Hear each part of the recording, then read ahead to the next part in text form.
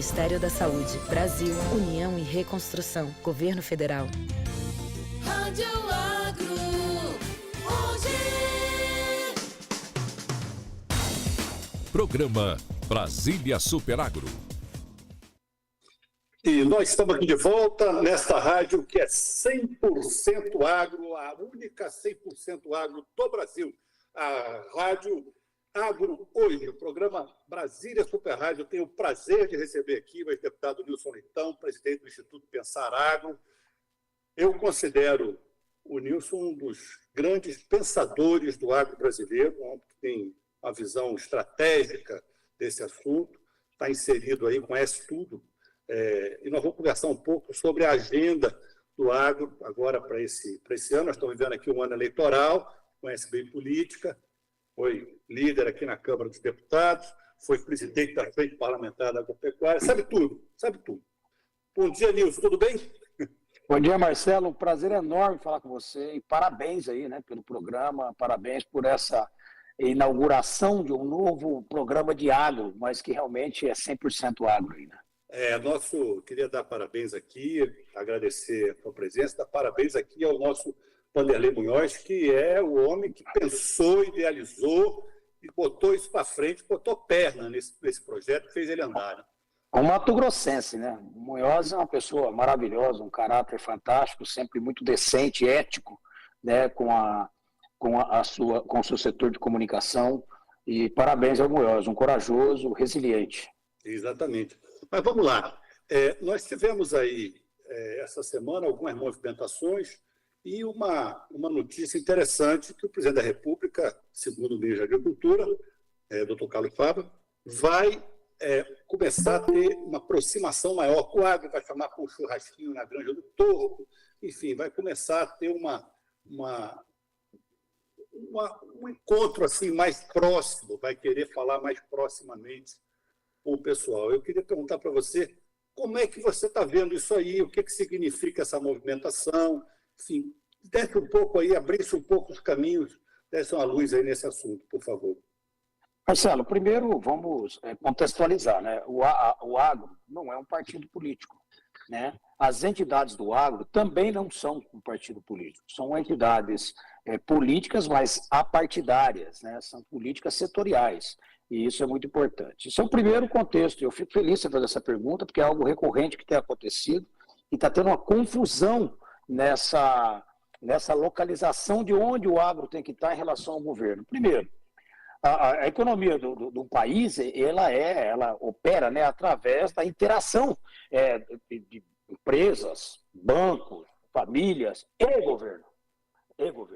Já a estrutura econômica de um país, ela é caracterizada por setores, não é isso? E o agro, ele é hoje o protagonista da economia brasileira, mas ele depende da regulação do governo, depende de tudo do governo. O setor privado é o único pagador da receita do governo e precisa estar sempre nessa interação. Então, a relação governo e setores, ela é natural, ela é uma obrigação de quem lidera setores, precisa sentar com o governo sempre, né? Mas o problema, quando se discute a questão política, ideológica com o governo, afeta o setor em alguns pontos em temas caros, como a questão de invasões de terra e outros temas, que são temas caros para o agro. Então, por isso que às vezes existe um sentimento do eleitor, o eleitor que não é um eleitor do atual governo, que pensa muitas vezes que devido ao agro ser prejudicado com temas ideológicos de setores e correntes do próprio governo, às vezes até motivada pelo próprio governo, então deveria ser tratado como inimigo. E, de fato, esse momento de fazer isso é o momento da eleição. A eleição você escolhe. Você tem 4 armas para combater o governo quando prejudica um setor. A primeira é o diálogo. É o diálogo, negociação, você conversa muito. Paralelo a isso, o legislativo, né? Mudança de lei, você dá segurança jurídica. Depois disso... O caso aí do marco temporal, né? Da terra. Isso. O terceiro disso, você não conseguiu ganhar no diálogo, não conseguiu convencer, não conseguiu no legislativo resolver, você parte para o judiciário. Essa é a terceira arma que você tem para tentar proteger um setor para continuar produzindo, para poder gerar emprego, gerar renda. A luta é essa, né? Desburocratizar e assim por diante. E a quarta é a eleição. Aí sim entra o aspecto individual do cidadão e não das entidades. Entidades não é partido político, não tem ideologia partidária, ela defende setor. E o setor, às vezes, vai ser convidado para uma reunião e vai, outros não vão porque não se sente confortável, prefere sentar numa mesa do Ministério, oficialmente, formalmente, do que, às vezes, em um churrasco. Né? Então, essa é a diferença de tratamento. Agora, o diálogo precisa ter. O diálogo precisa ter até na guerra. Né? Você para ter o diálogo. Não tem como você fazer. Você tem que fazer o cessar-fogo ali para fazer com que os generais entrem em campo ali para poder decidir alguns critérios. Agora, na sua opinião, esse diálogo está avançando? Está andando de lado? Como é que está isso? Conversar sempre é bom, mas o que o setor precisa é de atitude. A atitude é que vai fazer a diferença. Né? A atitude de crédito mais barato, do seguro rural que precisa salvar o setor, e o seguro rural não é nenhum tipo de favor para o agro, não. É uma salvação da economia brasileira. Como é que você faz agricultura pecuária num país como o nosso, né, tropical, com chuva praticamente 6 meses direto, sol o ano inteiro, mas seca nos outros 6 meses.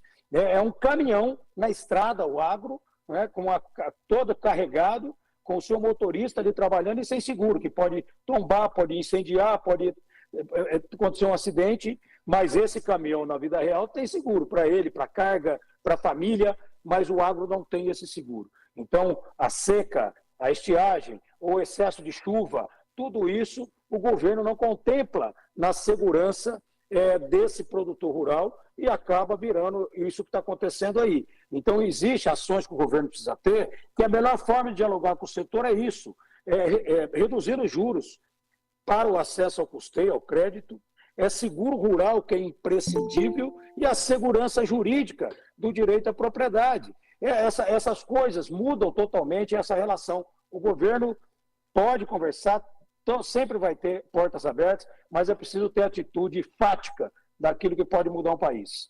Agora, tem um outro aspecto aí que eu acho importante, é que nós vamos ter alguns problemas aí na safra, isso já está anunciado, em função de questões climáticas, principalmente, né?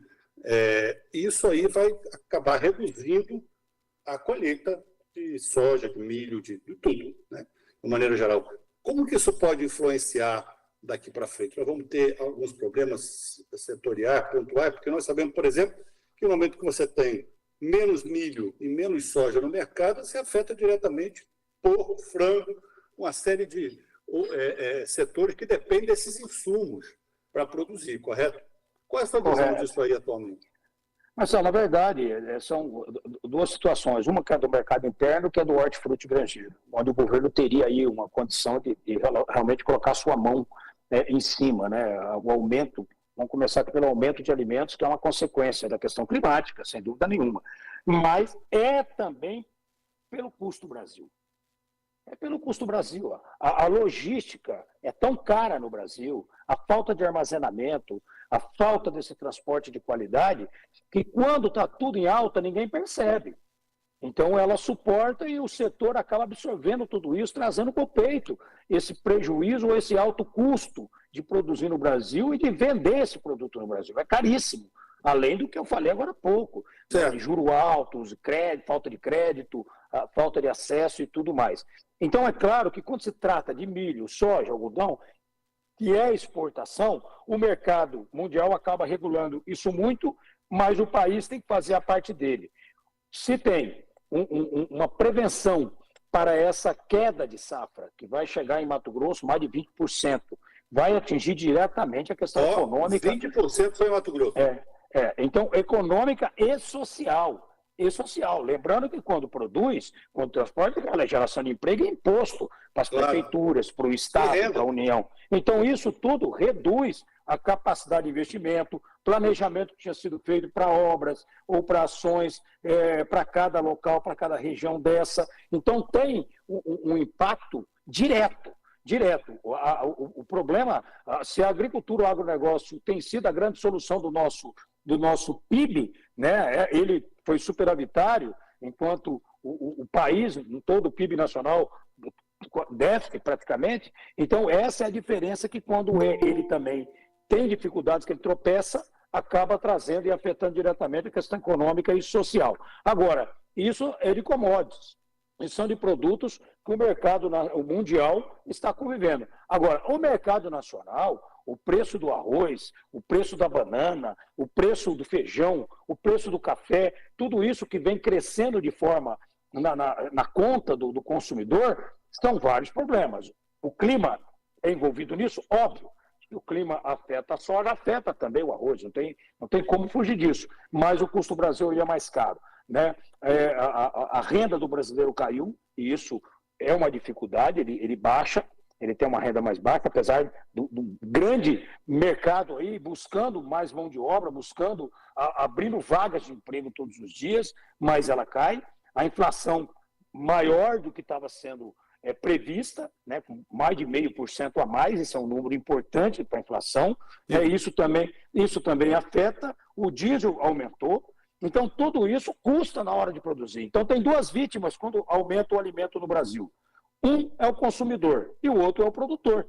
Porque para produzir, ele também produz, fica mais caro para ele. O custo dele aumenta, claro. Então, às vezes, alguém do governo aventa, o agro tem que ajudar a reduzir o preço do alimento. Olha, o produtor rural, ele é a vítima disso também, assim como o consumidor. Então, tem que acabar com esse discurso de que o produtor rural ajuda a aumentar o preço de alimento. Não, ele não ajuda a aumentar. Ele quer vender, ele quer produzir mais barato para poder ter sua renda, para que o mercado possa absorver isso. Deputado Nilson, então, muito obrigado pela sua participação. Resumindo aqui, o que precisa é mais conversa, mais entendimento e mais ação. Certo? Atitude é a melhor forma de convencer qualquer um. É a atitude. É tendo atitude é que vai mudar de fato o relacionamento. O agro não é partido político e está pronto para sentar com qualquer governo, inclusive com este governo, tem sentado e muito. Né? Mas tem que parar com esse negócio de achar que o agro tem que ser eleitor ou não eleitor de A ou B. O agro tem que produzir alimento no Brasil. Essa é a função dele. É a missão. É isso aí. Muito obrigado. Grande abraço. Estamos aqui sempre de portas abertas. Uma honra de receber. Um grande abraço. Tudo de bom. Vamos chamar os comerciais aí de novo. O programa Brasília Superagro volta já.